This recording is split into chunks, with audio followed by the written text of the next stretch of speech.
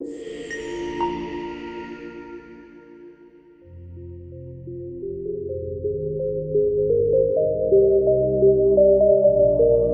समय की बात है। एक राज्य में एक प्रतापी राजा राज करता था। एक दिन उसके दरबार में एक विदेशी अंगतुक आया और उसने राजा को एक सुंदर पत्थर उपहार स्वरूप प्रदान किया।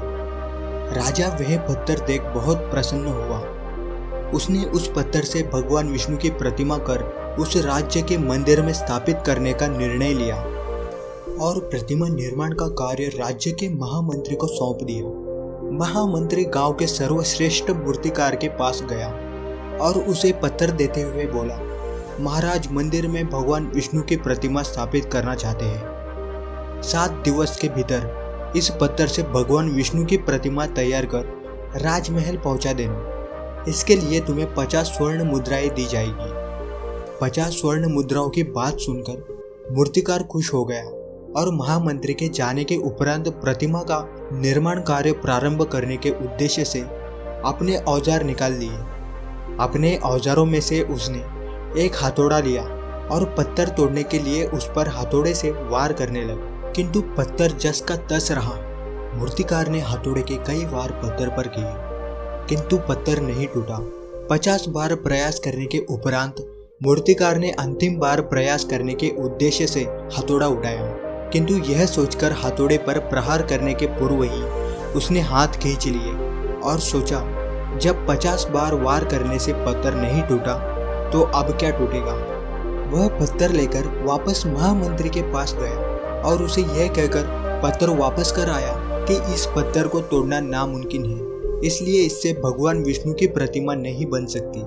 महामंत्री को राजा का आदेश हर स्थिति में पूर्ण करना था, इसलिए उसने भगवान विष्णु की प्रतिमा निर्मित करने का कार्य गांव के एक साधारण से मूर्तिकार को सौंप दिया। पत्थर लेकर मूर्तिकार ने महामंत्री के सामने ही उस पर हथौड़े से प्रहार किया और वह पत्थर एक बार में ही टूट गया। पत्थर टूटने के बाद मूर्तिकार प्रतिमा बनाने में जुट गया।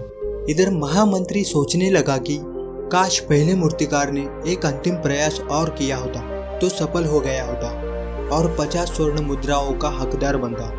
मित्रों, हम भी अपने जीवन में ऐसी परिस्थितियों से 2-4 होते रहते हैं। कई बार किसी कार्य को करने के पूर्व ही या किसी समस्या के सामने आने पर उसका निराकरण करने के पूर्व हमारा आत्मविश्वास डगमगा जाता है और हम प्रयास किए बिना ही हार मान लेते हैं। कई बार हम 1-2 प्रयास करने पे असफलता मिलने पर आगे प्रयास करना छोड़ देते हैं, जबकि हो सकता है कि कुछ प्रयास और करने का कार्य पूर्ण हो जाता या समस्या का समाधान हो जाता। यदि जीवन में सफलता प्राप्त करनी है तो बार बार असफल होने पर भी तब तक प्रयास करते रहना जब तक सफलता नहीं मिल जाती। क्या पता जिस प्रयास को करने के पूर्व हम हाथ खींच लेते हैं वही हमारा अंतिम प्रयास हो और उसमें हमें कामयाबी प्राप्त हो जाए।